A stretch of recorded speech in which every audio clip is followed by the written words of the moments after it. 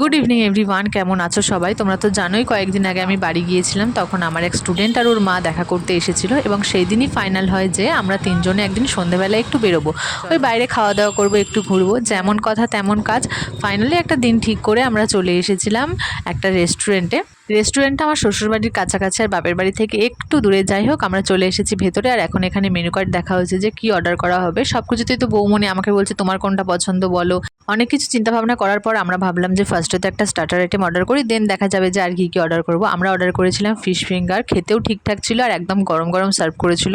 দেন ওনাদের কথা মতো আমরা এখান থেকে আরও একটা স্টার্টার আইটেম ট্রাই করি, সেটা ছিল ক্রিস্পি চিকেন। আর আমরা না খাওয়ার সময় লিটারালি আলোচনা করছিলাম, ভাগ্যিস ওনাদের কথা মতো আমরা এই ডিশটা ট্রাই করলাম, খেতে এতটাই সুন্দর হয়েছিল।